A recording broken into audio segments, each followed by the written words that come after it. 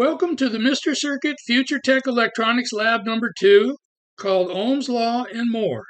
This is the video presentation for Lesson 1, called Introduction to Components.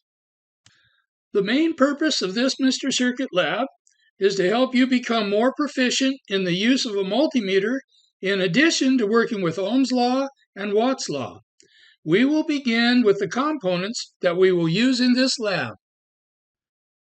You see here a single cell 1.5 volt battery. Just a note at this point, we call it a battery, but in reality it's a cell. Technically speaking, 2 or more cells is a battery, but most of us still refer to a single cell as a battery. Next is a 9 volt battery, which I will mention is made up of 6 single cells. Then we have an LED, and lastly a fixed value resistor. The schematic symbol for each component is shown to the right of it.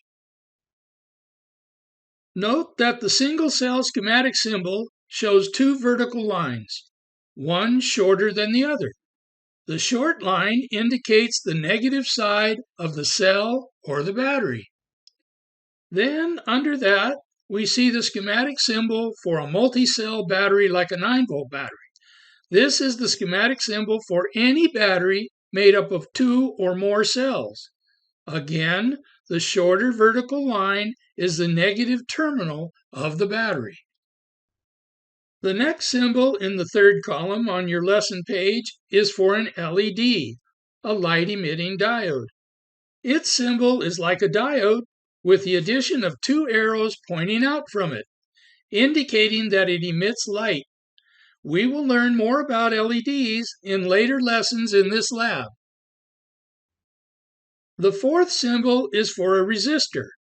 You will notice we use 3 bumps on the top and 3 on the bottom.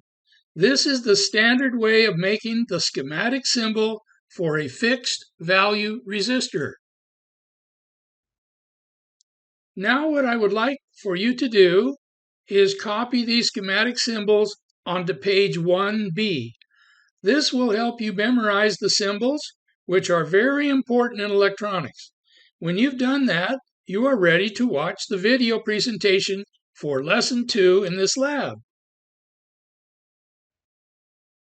Just a reminder, when you complete this lab with all its lessons and hands-on experience with the multimeter, you qualify for the Mr. Circuit Future Tech Certificate of Training for Lab 2, which will be signed by your teacher or proctor. This certificate makes a good addition to your resume, and you can also put it on display in your room or office. This proves that you have completed some electronics technology training. On the back of the certificate will be listed the complete skill set for this lab. Good luck! And I hope you enjoy electronics as much as I do. Thank you.